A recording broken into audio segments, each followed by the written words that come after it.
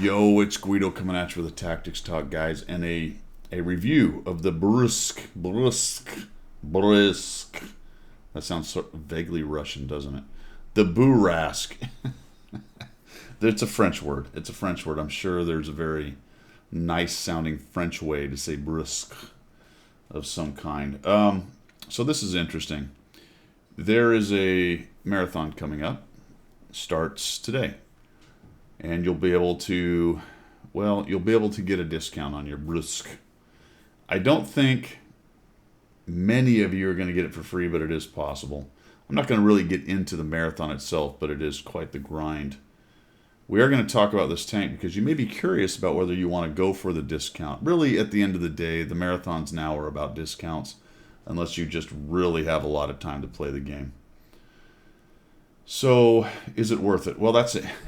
Interesting question now, isn't it? It's a fascinating question because about 2 days ago when it was first dropped, I would have said, heck yeah, pretty darn good.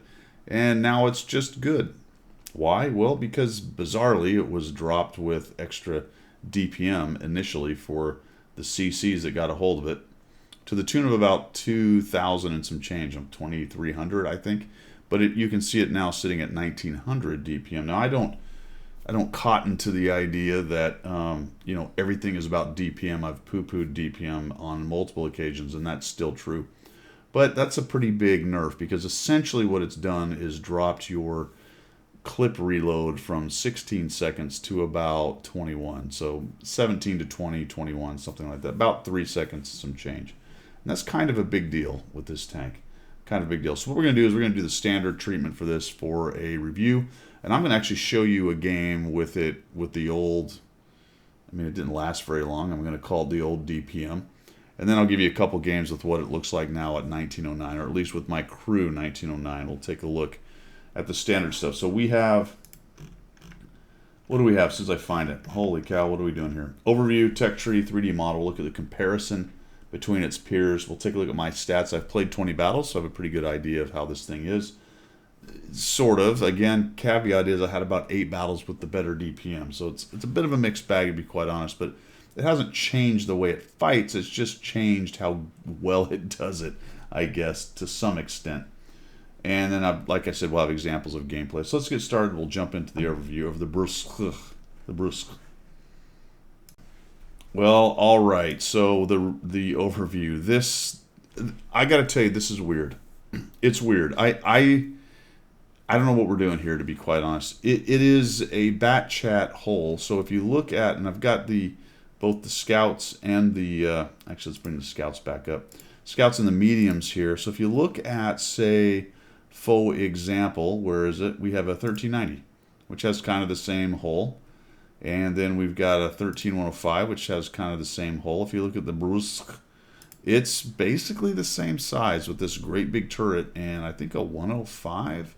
Yes, a big old auto-loading 105 sitting on it. So it's light tank sized. Even the Batchat, look at the Batchat is massive compared to this. But it's a medium. All right, the Bourrasque is a medium. The wheeled tanks are actually bigger. Watch this. You got the, no, that's not it. That's not a wheeled tank. Where are my wheeled tanks? There we go, EBR. Look at this. EBR is a similar size. We look at the FL. The FL is a similar size to this thing. The Panhard is a similar size. It's on a light tank chassis. It's a light tank. They've made it a medium tank. I don't know what to tell you.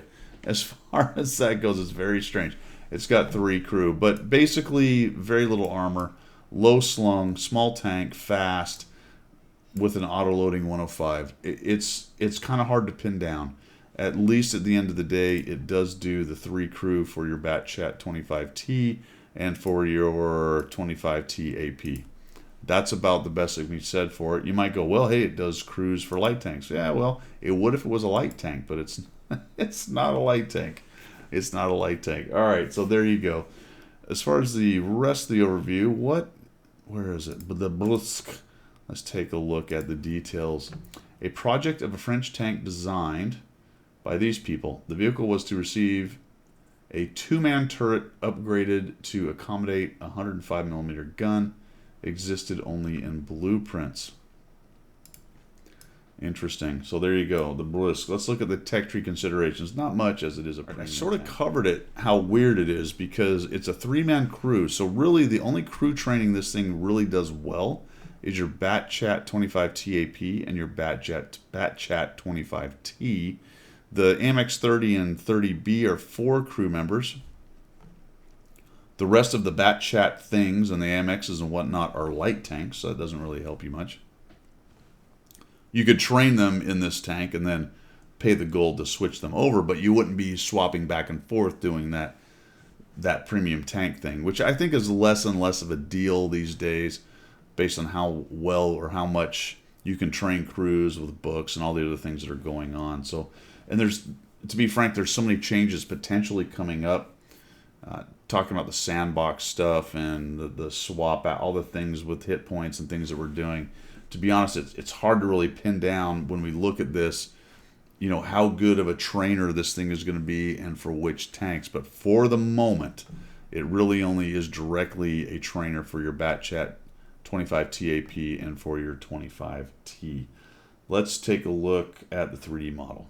Well, fine, I lied. There's no 3D model. It's not on tanks.gg right now. Why? Well, because it sort of snuck in directly from Super Test. Surprise, I'm here with extra DPM, and then that was nerfed, and then, but what do we have to say about the armor? Not a much. We've got 40, 20, 20 on the whole, 15, 10, 10 on the turret.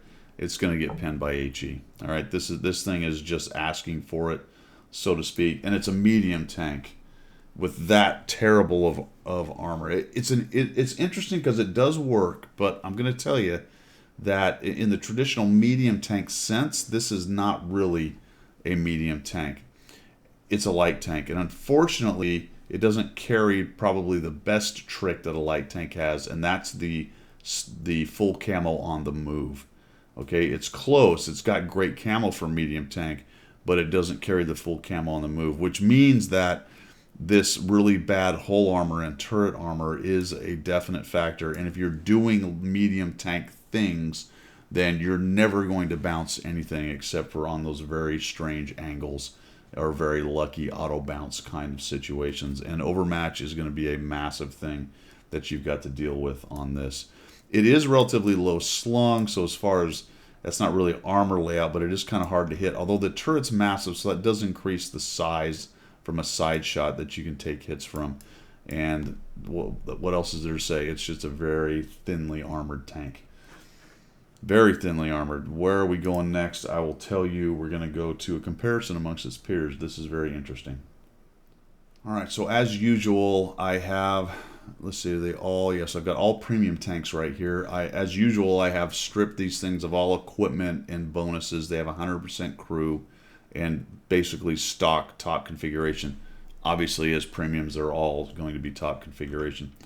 One of the very interesting things about this tank is the 360 alpha. So it's got a 2-clip autoloader, each shot hitting for a 360 alpha. That's a lot of damage.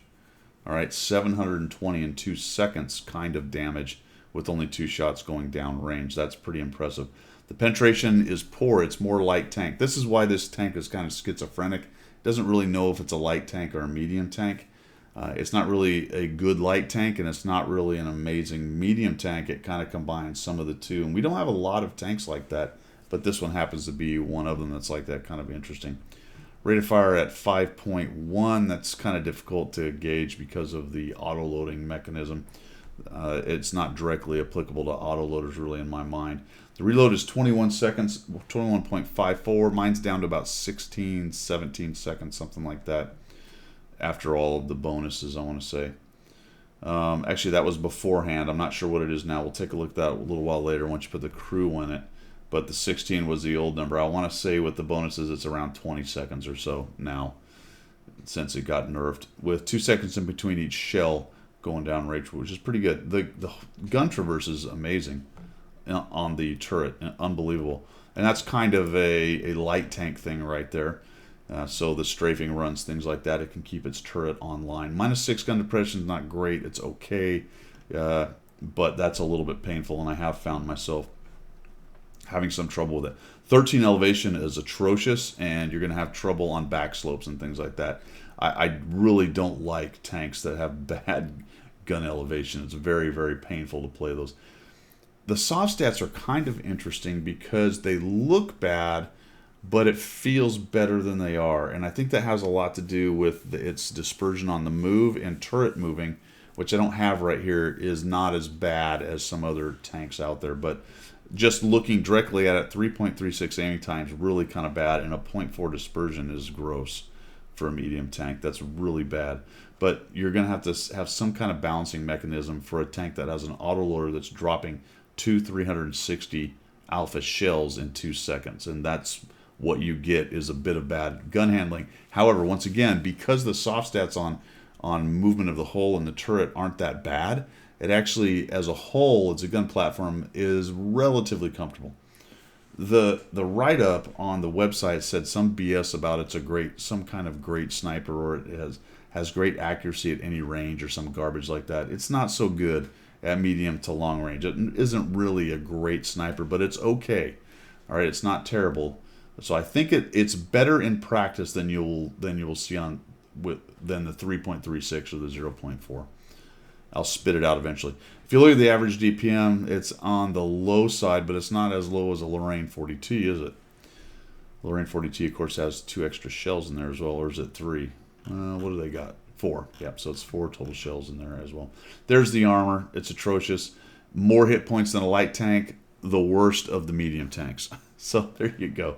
Not very durable for a medium tank, either in armor or in staying power with hit points.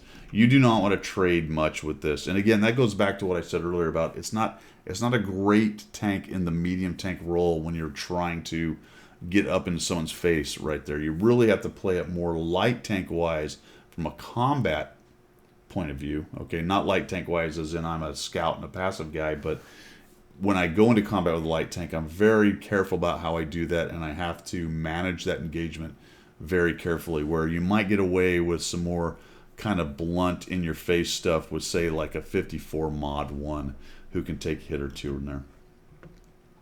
All right. The mobility is interesting. It's supposedly the fastest one of these. It does feel fast, but it turns really bad, and that does decrease from its mobility just a little bit in the feel of the tank. If you just go blitzing out in a straight line, it does a pretty good job. Gets up to speed relatively quickly, although I don't think as quickly as the write-up says it does.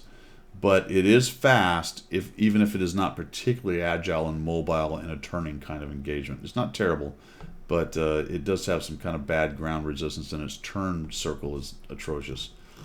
Concealment, this is where this thing shines. I think I have one example at least of the gameplay where I used some of its spotting and concealment capability to pretty good effect, but 19.27 is pretty impressive. But realize that's stationary. On the move, it's still pretty good at 14, but it doesn't get that light tank thing where it has its concealment while moving. It's full concealment while moving. And what I found is, as I played this and I kind of had a light tank mentality, sometimes I forgot that it's not light tank camo. So some of my movement around closer to some of the enemy tanks was probably a bit ill-advised. And while it's better than the rest of these medium tanks, it's not as good as a light tank, which is kind of what you end up feeling like you're playing a lot of times with this tank. 390 is pretty good. You can actually crank that up. And in my configuration, because I'm running my Bat Chat crew, which is a good crew, and we'll talk about the equipment you can use because it's kind of interesting on this tank, as it doesn't have a rammer that opens up a slot to do something else with. I really got my spotting way out there for a tier 8 medium. It was pretty impressive. But right off the bat, the Centurion 5.1 has better by 10. So it's at the top of the list minus the Centurion 5.1 and Signal Range. Who really cares? All right, that is the comparison. What would I say overall about it? I've said it multiple times. It feels like a light tank.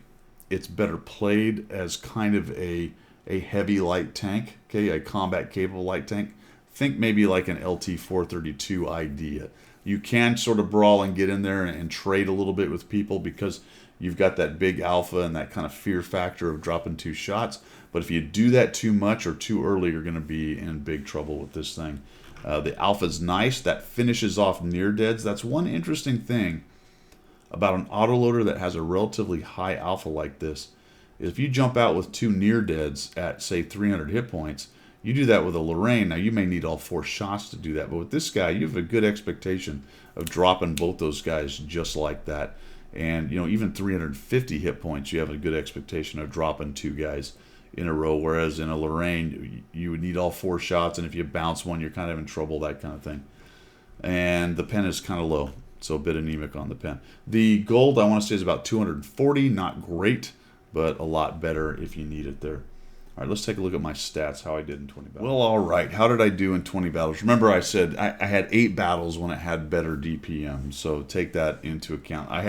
My first 4 battles were absolutely amazing. I want to say I was averaging 3,200 damage, 3,500 damage in 4 games. I might have had monster games. I aced it in the second game, and things got a little rougher from there. In fact, it took me a pretty good push in the last 5 or 6. I want to say I won 4 of 5 or so to even get me to 55%, but it's a low sample size, so you get that real roller coaster thing going on. So anyway, after all that, Bourrasque.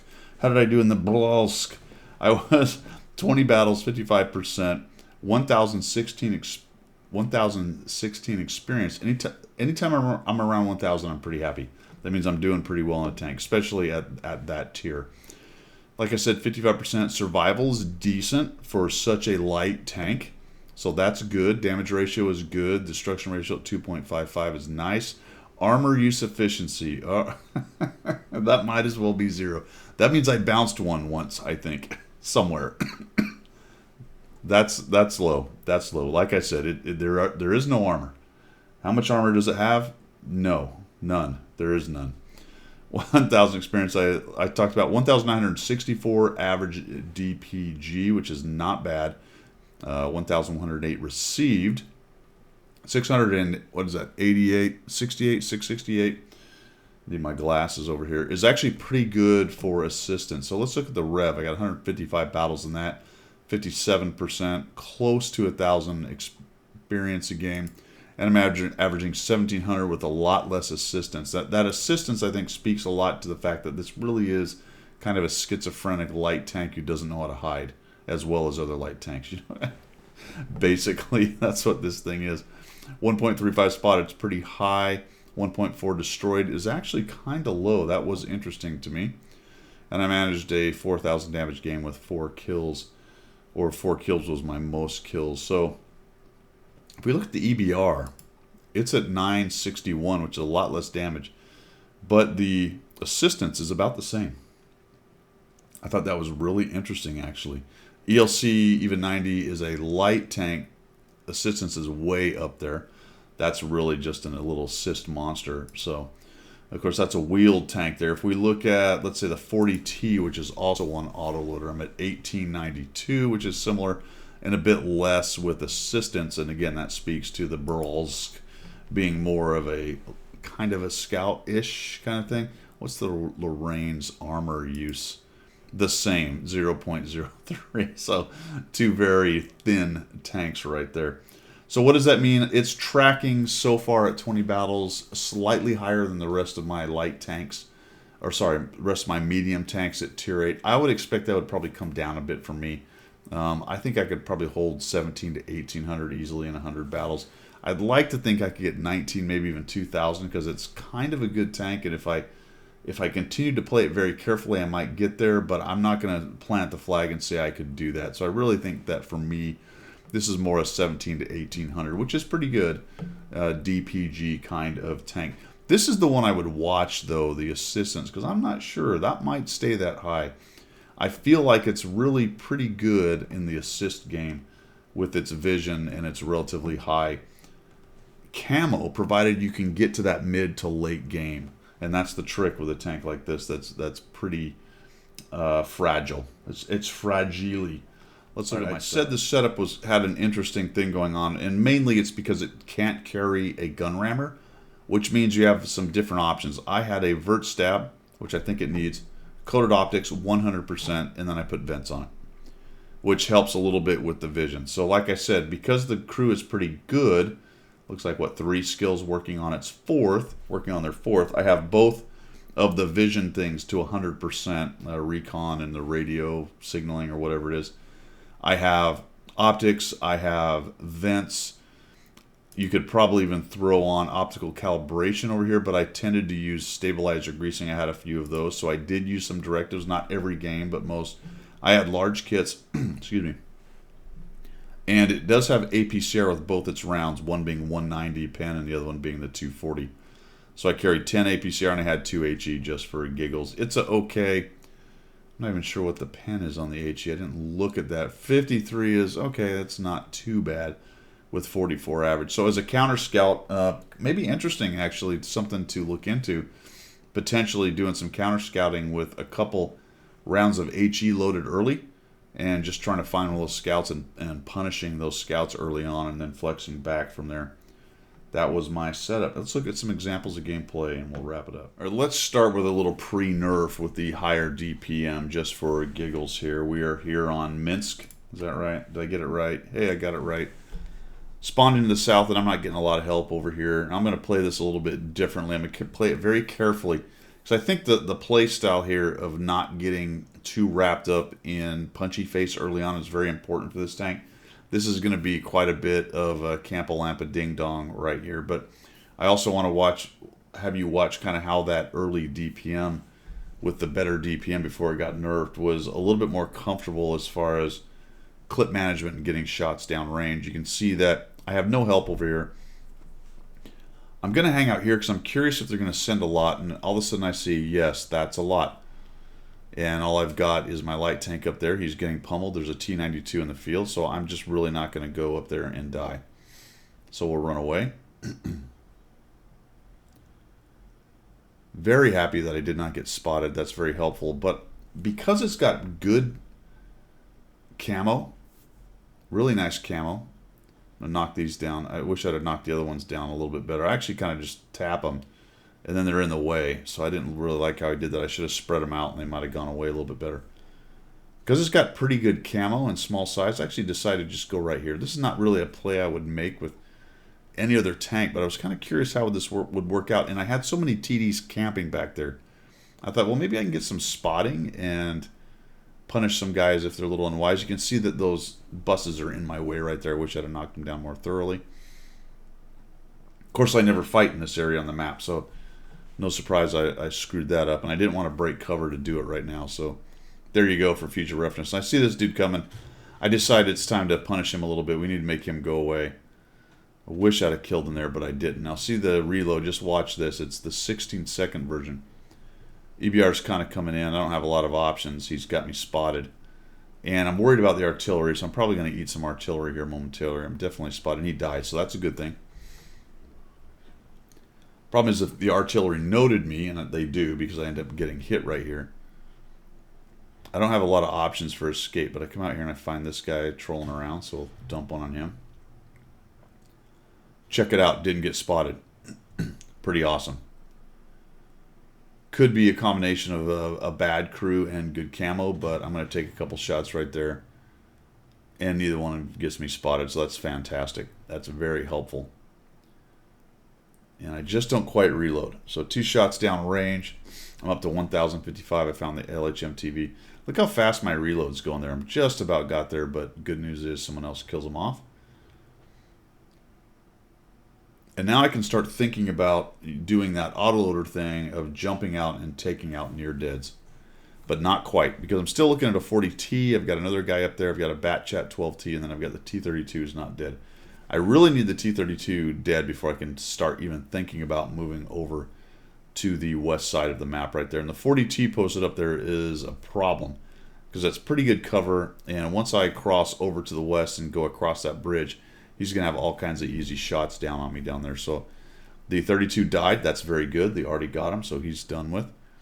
There's a Scorpion G hanging out in the middle. We'd like to get rid of him if we could.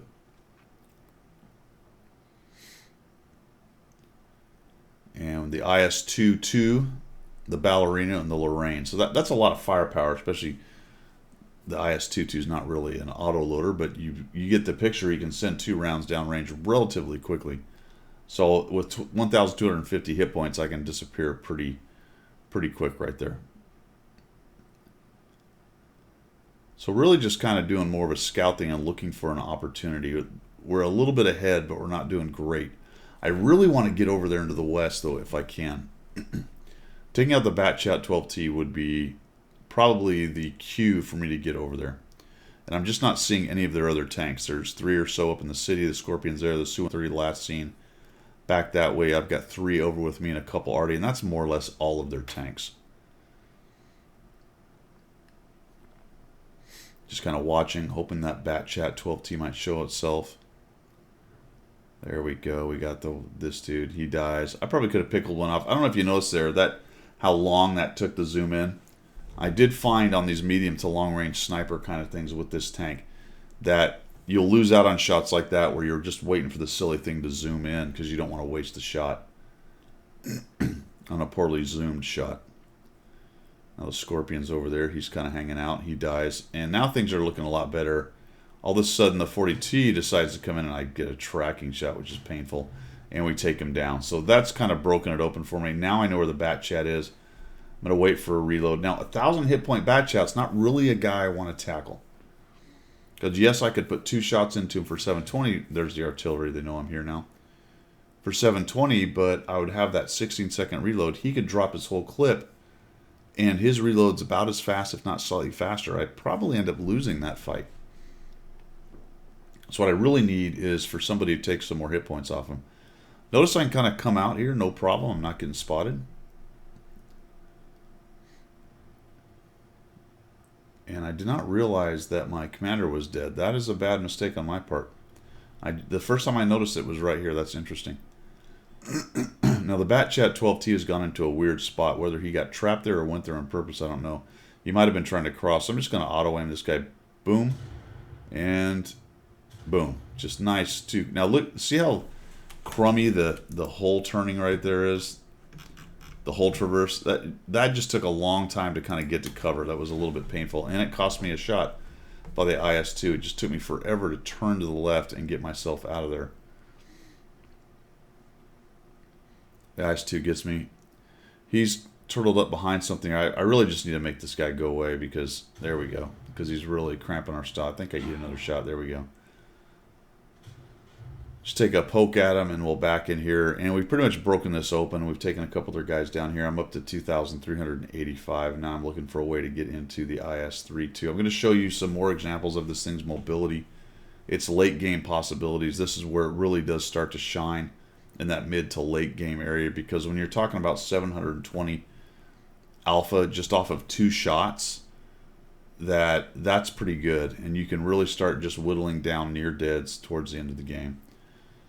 I kind of take a look. He's not looking at me, so I'll just come around here. I've got the the gold APCR called up. Look at that, just a 2-shot that guy. Boom, boom, down he goes. And we're up to 3,080.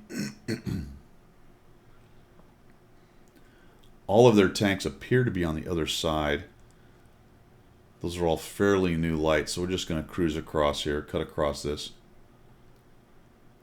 I was hoping to get a shot on the Su-101 by coming right down the middle road right here. It's unusual on this map that this road is free to just drive down, but all of their tanks appear to be down there. I'm missing one, though, aren't? No, I'm not. There's all 3 of them. Don't want to get caught out by the 5100. He'll clip me out, obviously, at only 500 plus hit points. So we'll try to work our way around the back. I think I get spotted crossing this. Oh, yeah. That was unfortunate. He's kind of busy getting shot at. The Chrysler's up there. I'm trying to look at where his turret is. He's not really paying attention to me. So I start to wait for the guys to come up. There's no reason just to drive out in front of their gun, especially at 5100. He's going to take me down. But he's definitely not looking at me, so I'll just pop out, get 1 shot into him. And 2 shots just like that. Probably should have stayed there the whole time. If he started to turn his turret, then I could have backed out of it. Looks like he's coming at me, so I decided to leave.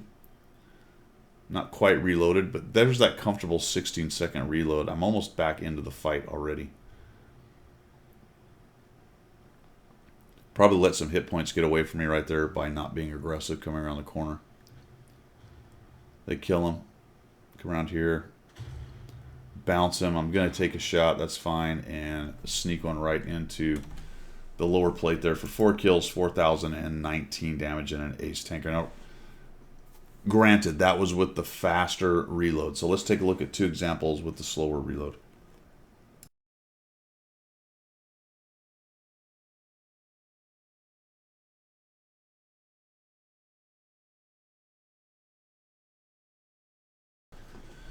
All right, for this example, we are here on Serene Coast, and this is not going to be an amazing game damage-wise. But remember I talked about it's sort of a light tank, sort of a medium, bit schizophrenic. And you kind of got to play it like a medium a lot of times, especially early, sorry, a lot like a scout, especially early game. But it's sort of a bad scout that doesn't really have the camo to move around. So on Serene Coast, a lot of times we'll come up here to the C1, C2 area and we'll brawl, but that's not really this thing's forte. It's more of a, this is more of a light tank idea of get your light tank up here and try to punish some guys. Unfortunately, I missed that first shot, and then I can't get this second one. This guy, that just drove me crazy. I'm like, are you kidding? If you had just, if he had just got out of the way, we kill that guy. Unbelievable. But anyway, the point of all that was to get up there and maybe try to punish one of their scouts as more of a counter scout. But then I'm seeing this huge push coming in, and I can't stay here, right? I can't.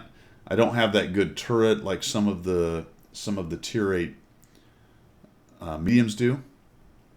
So I really can't stay in that open flat over there. So I'll just sit back here and I'll try to get some shots. And my buddy shows back up. I'm super happy to see that guy. And I'm shooting into turrets. Bad penetration. Kind of like a scout. Going to have a hard time penning the front of a heavy tank. Unfortunately, the 53 TP shows up there. Then we have the Lancin. And it's just this poor Pantera and 3 or 4 tanks up here. And I know that I'm going to have to get out of here. Now, here's that idea of the longer reload. With the other reload, I'd already be back in shooting a while ago, and I've got to wait this long time. So we're going to see if we can sneak a shot into this guy. Try to get one on him, doesn't work, and then this Lancin. All right, there's a complete miss. That big dispersion's causing me trouble. I get a hit, but I'm of course shooting into the front of a heavy tank with only 240 pen. And I'm like, all right, I think the Pantera is probably not long for the world. Sorry, buddy, nothing I can do. And this is great. Watch this. I'm trying to fall back enough to where I can't be seen, but look how close I am. I'm way closer than I think I am. And I'm thinking, all right, no problem. Oh, I'm spotted. Yeah, let's just get out of here. Of course. Lancin C could do nothing but point at me and hit me. That was awesome. And I've got a whole 57 assists. I told you I was going to show you a pretty special one here. So I'm just going to try to kite these guys back in here. Really I'm just looking for some kind of opportunity to get some damage on these guys. So we just lost wholesale up there. They're pushing in. Standing there and dying is not really a great option. So I'm going to see if I can't catch one of them making a mistake getting out in the open over here. What I really need is some help, and you can see it coming from the peninsula back there. The Sturv is actually coming in to help. And he's going to be a big part of why we don't get absolutely murderized right here. I'm just trying to figure out a way to use these bushes if I can. There we go. So I sneak one into that dude. He keeps coming. I sneak another one into him. That's why autoloaders are good for things like that. I drop 700 something damage on that guy. And I keep trying to move up here and see if I can't spot these guys. There's my 53 TP buddy. What I'm worried about is the Lancin, because all he has to do is sneeze in my direction and hit me, so I need to watch out for that dude. Probably should have pickled one off there. Was a bit worried though, because I'm close to the bushes, that the Lancin or something back there would end up seeing me because of that shot. There we go. We get that guy. Lancin. I'm just going to sneak one in there and try to get a shot, but it doesn't work. And now I just really need to get up and over. Very lucky that the 40-43 doesn't pay a whole lot of attention to me right now. And we're kind of losing. It's 5-8. This whole north side, the whole northwest side is in a hurting status. Love to get that Hawk 12 out. I need that guy to die. But he's out behind that building. Can't quite see him. The Sturv is doing some good work back there. Charioteer. I'm just going to hang out in this bush for a minute, doing more of a light tank kind of idea. Good news is that our Peninsula guys are doing okay. They're not getting completely rolled up. Carnarvon pushes in there. I find this WZ. He gets thumped by the Sturv. I hit him, and then, oh, that was very painful. It would have been really nice had I been able to hit him. And I'm glad I just kind of courtesy pulled back on that, just assuming I was going to get spotted, because I sure as heck was. And had I waited and not moved until I got lit, more than likely I get gunned down. 12T gets me again. I assumed right there based on where he was and how there was not a bush between the two of us that he saw me, so I just defensively, reflexively went to the back.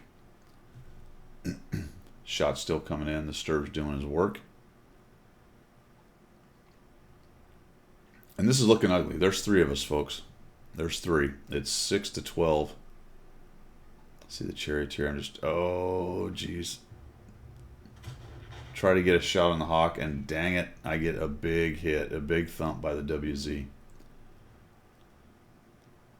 This is where I just figured the Arty would come in and kind of take me out and nearly kill him, but that's not happened. The T-28 is doing some good work over there. How he survives as long as he does, I have no idea. Mainly probably because the ISU and the T-28 didn't push in on him, and it's more than likely the Arty is busy trying to bomb the T-28, which is good for the Sturv and myself. So the Lancen pushes in, and it looks like it's curtains for us right here. Just hanging out in a corner. But this is what the autoloader does here. And unfortunately, I did not reload, which I should have. Here comes the Hawk. I'm like, oh, can I get a shot just back a little? There we go. And we get him down. That was a good kill.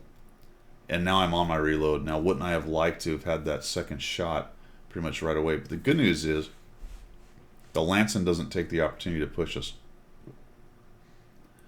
WZ is an unknown. Again, I'm just flabbergasted that Arty hasn't dumped on us, and I'm assuming it's just bombing the T-28 as much as possible. Probably figuring that these 2 guys camping at Cap are useless, and it's not going to matter. But somehow we survived that. We did finally take an Arty shot. You can see that the Sturv is stunned, and now it's 10 to 12. Check it out. Somehow, I think I would love to have the T-28's game for this one. I have no idea how he survived all that. As a matter of fact, he just killed the Indian Panzer, which was fantastic. The Sturv is moving, and I'm thinking I'd really love to find that WZ and get rid of that guy if I could. I'm just hoping that he's going to bust across this opening. And right now I'm thinking, well, I need to follow up this Sturv and the T-28. Pretty soon I'm going to do that, but let's just see if we can catch one of these guys being unwise pushing in. The ISU and the T-28 prototype have shown no inclination to do anything aggressive of any kind so far. Though that may have changed when the Indian Panzer went down the T-28. Depending on how beat up he is, there's the Arty, just blind shoots into that hole. I'm glad I was not in there anymore.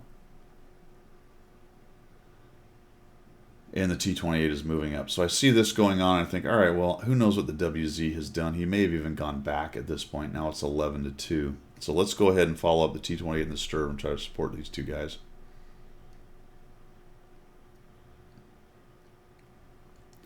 I told you this was kind of an unusual game. And basically, like I said, I'm playing it more like a scout would. And now I can flex to that kind of combat scout idea of being able to come in and kill off near-deads. The only problem is I'm an easy splash kill for artillery, so I do have to be careful about getting pinned down artillery-wise. Watch what I do right here. I know that the ISU is way back there. And, of course, they killed the T-28 prototype. Look, that T-28, what a beast, man. What an absolute beast. I think it was actually the Sturv that ended up killing the prototype sitting up there. So I'm going to go, all right, I can tell by the circles that ISU is pretty close. The T-28 can't see him, probably because he doesn't have line of sight, or he just can't quite see him where he is. So let's just try to use these bushes here. That didn't quite work, so I back up, thinking, well, maybe I can just jump up into there. Let's see if we can find this guy. Oh, there he is. I got just close enough, had just enough view range. And down goes the ISU, and all of a sudden it's 13 to 12. We're winning, folks, somehow. Out of all that mess, out of that complete disaster, we are now winning. Excuse me. And we'll just move up here.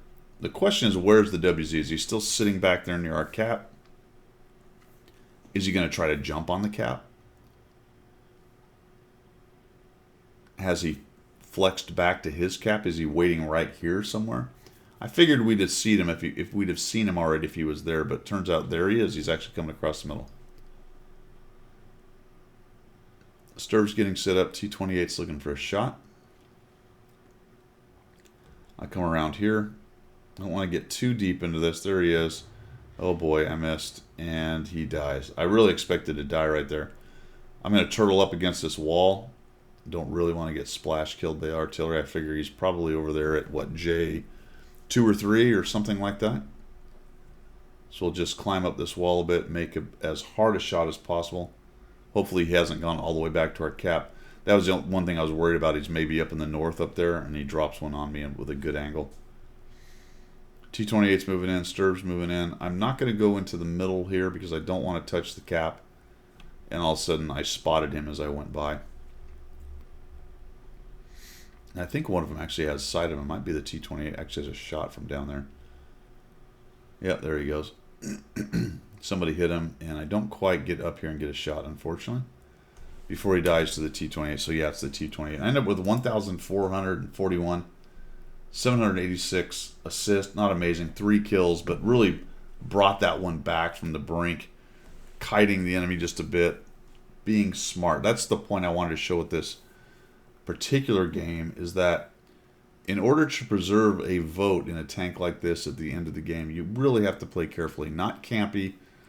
Although I was pretty campy at the mid-game there just because I lost a flank and I wanted to try to hold them off as much as possible. And frankly, for a while there, mid-game, this was mostly an exercise in let's farm damage. But if you can farm damage and survive, every time you survive, eventually you can actually maybe turn it into a win. And with a tank like this, the way to get to the end game is to be very, very careful in the way you employ it.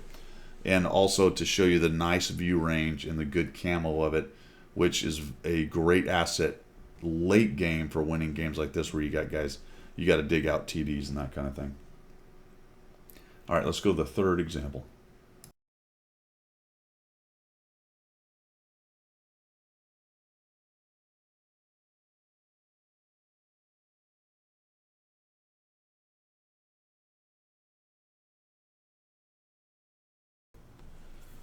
All right, for the third and final example here, I'm actually on Great Wall or Empire's border. It's called Great Wall in the folders, in the file folders. I don't know if you remember, I just did I don't know if you remember. You may remember. Some of you may have seen.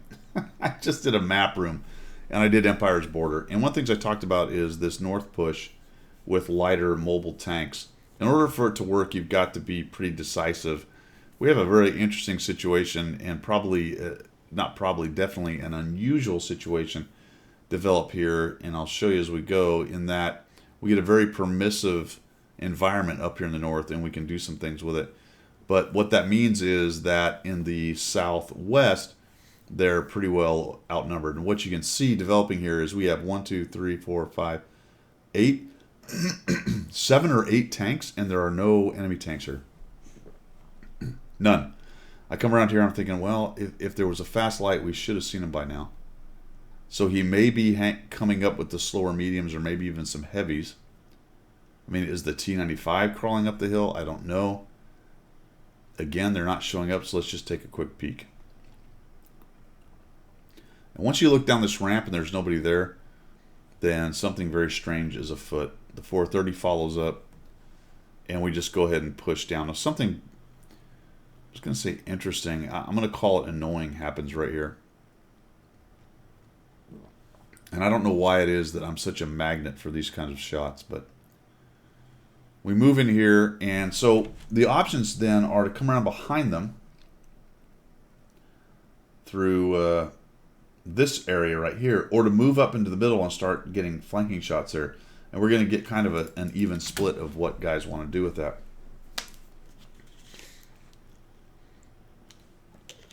But I find this 1357, and he just sees me. So as good as my camo is, of course I was moving, so it was worse. Again, had this been a light tank, I don't think that 1357 sees me. But because I'm a moving medium tank, he sees me. He pins me with the one shot. Watch this. Bink, he's moving. Are you kidding me? He's moving at that range, and he nails me with 3 of 4 shots. That was, well, sorry, 3 of 5. He finally missed one. Of course, I was stationary, so there you go. Turns out they did have some guys in the middle right here, so we've got to deal with them. But look at the overmatch they've got down in the southwest, and that's what I was talking about in a situation like this. 190 pen. That's actually a pretty good turret. That's the kind of thing you're going to have with a 190 pen. So do I swap to the higher pen? Gold, not quite yet. My 1357 goes in, which I appreciate, but holy cow. I'm not sure he can kill this guy. This other 1357 is probably looking for an opportunity to jump me. I should be able to kill him with 2 shots, but watch what happens here. 1. I can't quite ram him. Oh, he lives. He lives with 2 hit points. I'm going to eat another shot. I'm trying to get away from this guy. Finally, he misses. He doesn't push me, thank goodness. I'm trying to get away from him, and someone else kills him. My 1357 finally gets rid of the guy. And that's kind of the nice mobility. That's the other thing about this particular tank, is the mobility is actually pretty good. So I've gone all the way north, come back down to the middle, fought a light tank and a medium tank, and finally we're going to get over here, and we got a pretty good advantage going. But what's happened is their heavies and their big push down here in the southwest has beat up our forces pretty good. Especially this group down here, which is still in pretty good shape and has run over some of our heavier forces, the M103 and such. And now we got to figure out a way to kill these guys without dying. So it's me and a Pantera, and the good news is, and the bad news for them is that, this shot doesn't go anywhere, is that there's a T-30 got him in a crossfire right there, and that is really going to hurt them. I'm going to back out because I really don't want to just get pushed. And it looks like they sort of get what they need to do, but I don't know if they all realize that that T-30 is over there. They finally stopped pushing up here, although I think there's still 2 sitting down here. Now there's at least 1, the M103. Looks like their T-95 is pushing up. There is 2. There's an IS-6 sitting there as well. Pantera kind of foolishly goes out there and gets waxed.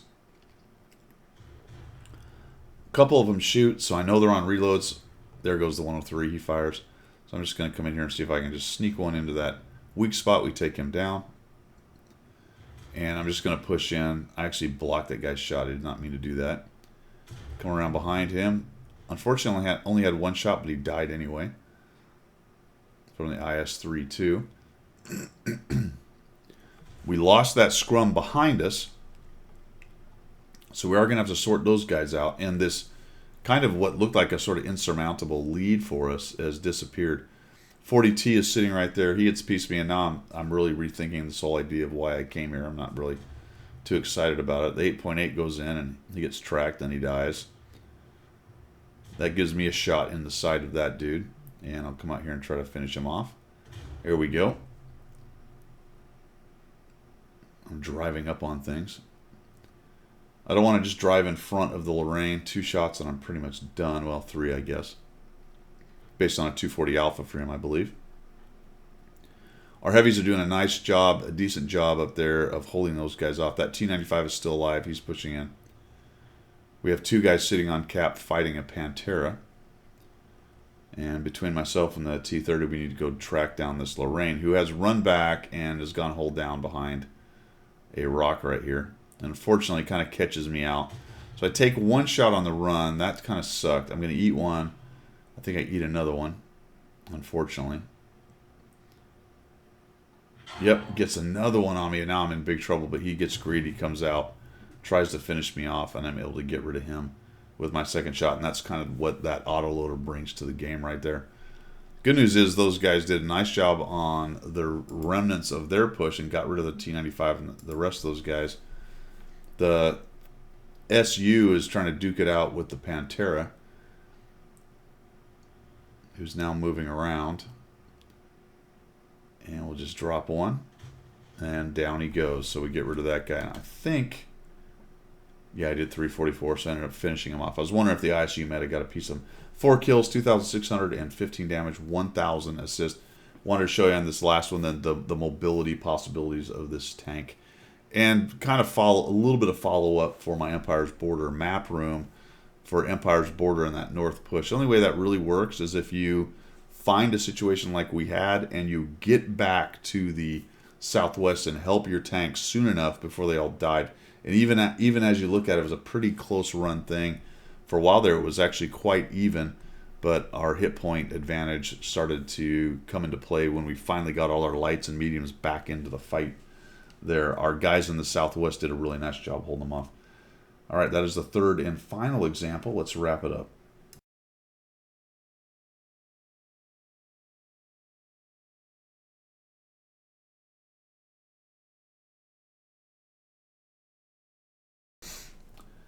Well, all right, what's the verdict on the Bourrasque?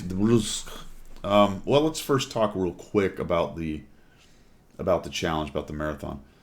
As a general rule, I don't tell you guys whether something's worth it or not to you, worth it or not to you, price wise or time wise for a challenge. That's really up to you. I just try to report to you on what the details are, what the facts are. The challenge, you break it down, it's about 245,000 experience, provided you just do the commitment and not the mastery thing.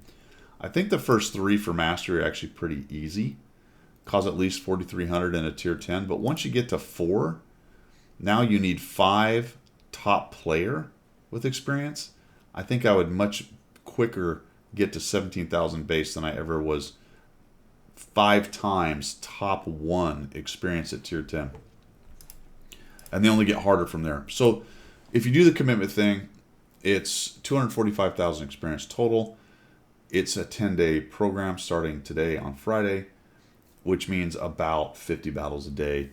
You need to be in the top 10 experience to get it, but it doesn't matter if you win or lose. However, you're going to get less experience if you lose, obviously. So top 10 is going to make you miss a few games where you don't get any experience, more than likely, depending on how good you are. I'm going to call it about 50 battles a day based on a 500 XP average. But that might be even a little high for me. But let's just say we do really well for 10 days in a row. That's 50 battles a day. That's a lot of battles. So really, most people are probably playing for some kind of discount. I haven't seen the package. I would imagine it is probably somewhere in the realm of $70, $80, $90, $100.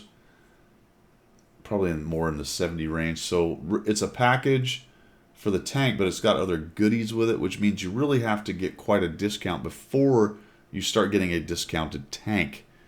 If you consider all the goodies that come with it as part of the value of it, then you're getting obviously a discount on the whole package as you go. But if you could get up to about 50%, I think you're getting a pretty decent tank for an okay price, in my opinion. It's nowhere near as good as it was when it had a 2300 or 2100, whatever it was, DPM when it was first released. I have no idea. I'm going to talk about it on Sunday, some speculative kind of stuff, but I don't know why it went down like that. It doesn't matter because it did. Not as far as whether you want to do this mission or not. Although I suppose if you consider the nerf, that might be a reason. As far as the tank goes itself, it's kind of a fun little tank. It's a schizophrenic medium scout, a heavy scout, a light medium, whatever you want to call it. I think it would have been slightly OP as a scout with the camo on the move. I think it was slightly OP when its DPM was higher. And then they nerfed it literally the day they sent it out, later on the day, which is very strange. So right now, I think it's interesting. What I will say about it is this, at the very least. It is a different playstyle for a medium tank. Even if that playstyle is more as a light tank. You will have to play it different, so that may interest you. The 2-round autoloader at 720 damage in 2 seconds is very interesting.